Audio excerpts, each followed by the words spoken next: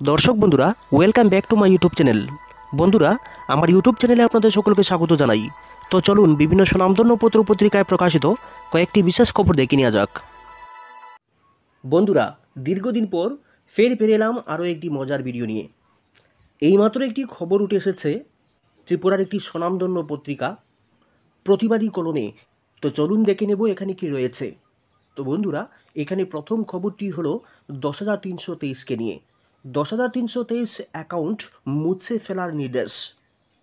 তো বিস্তারিত যে বিষয়টি রয়েছে, এখনও সরকারি ট্রেজারিতে জীবিত চাকুরিচ্যুত 10,323 শিক্ষকরা ট্রেজারির অ্যাকাউন্টে তাদের নাম রয়ে গিয়েছে। 2021 সাল থেকে তাদের অ্যাকাউন্টে বেতন না ঢুকলেও রহস্যজনকভাবে গত 4 বছর ট্রেজারিতে এই শিক্ষকদের অ্যাকাউন্ট মোছা হয়নি। এগুলি যথারীতি জীবিত ছিল, অর্থাৎ অন্যান্য কর্মচারীদের মতো এই শিক্ষকদের অ্যাকাউন্টগুলিও সচল ছিল। 10,323 শিক্ষকরা এই বিষয় নিয়ে বহুবার আন্দোলন করেছেন, কিন্তু হঠাৎ করে ট্রেজারিতে নির্দেশ গিয়েছে 10,323 শিক্ষকদের অ্যাকাউন্টগুলি মুছে ফেলতে হবে। উপরের আধিকারিকদের থেকে এই নির্দেশ পেয়ে বেকায়দায় পড়েছেন ট্রেজারি কর্মচারীরা। এত কম সময়ে কিভাবে এতগুলি অ্যাকাউন্ট মুছে ফেলবেন, সমস্যায় পড়েছেন তারা। কী কারণে হঠাৎ এমন নির্দেশিকা দেওয়া হয়েছে তা ট্রেজারি কর্মচারীদেরও বলা হয়নি। বিজেপি জোট সরকার রাজ্যে ক্ষমতায় আসার আগে 10,323 শিক্ষকদের সমস্যা সমাধানের প্রতিশ্রুতি দিয়েছিল। আসামের মুখ্যমন্ত্রী হিমন্ত বিশ্ব শর্মা এই প্রতিশ্রুতি দেওয়ার সঙ্গে সঙ্গে ঘোষণা করেছিলেন তারা ব্যর্থ হলে এই বিষয়টি যেন বারবার টিভিতে প্রচার করা হয়। যদিও এই শিক্ষকরা বঞ্চিতই থেকে গিয়েছেন। 10,323 শিক্ষকদের নেতা কমল দেব দাবি করেছেন তাদের চাকরি যায়নি, এখনও তাদের সরকারি চাকরির তালিকায় নাম রয়েছে, কাউকেই ছাঁটাই করা হয়নি। এমনকি কোনো শিক্ষকদের সরকারি কর্মচারীদের মতো ট্যাক্সও কাটা হয়। স্নাতকোত্তর শিক্ষিকা রেখা দাসের চলতি অর্থ বছরেও ট্যাক্স কেটে নেওয়ার মেসেজ এসেছে। এগুলো থেকেই পরিষ্কার এখনও চাকরি রয়ে গিয়েছে তাদের। তিনি শিক্ষা দপ্তরে 10,323 শিক্ষকদের পুনর্বহালের দাবি করেছেন। তো বন্ধুরা, 10,323-এর ত্রিপুরার এই ঐতিহাসিক বিষয়টা আজ কিন্তু সারা ভারতের সামনে অনেকাংশেই পরিষ্কার হয়ে গিয়েছে। 10,323-এর চাকরিচ্যুতির ঘটনায় ত্রিপুরার শিক্ষা ব্যবস্থা কোথায় গিয়ে দাঁড়িয়েছে, আজ এই বিষয়ে নতুন করে বলার কিছু নেই।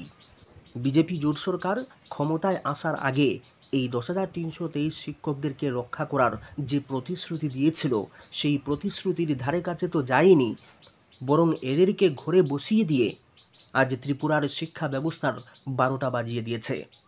আরও ইন্টারেস্টিং একটা বিষয় হচ্ছে বন্ধুরা, ইতিমধ্যেই পশ্চিমবঙ্গের আরও একটি বিষয় সামনে এসেছে। সেই রাজ্যের প্রায় 26,000 শিক্ষকের চাকরি গিয়েছে।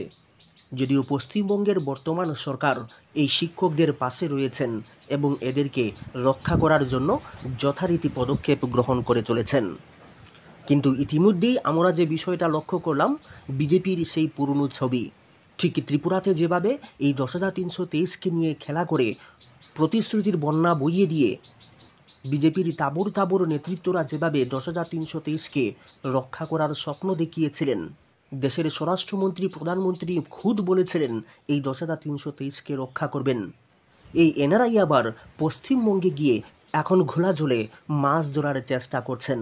সেখানকার প্রায় 26,000 শিক্ষককে নিয়ে খেলা করার জন্য তাদের সামনেও প্রতিশ্রুতির বন্যা বইয়ে দিচ্ছেন।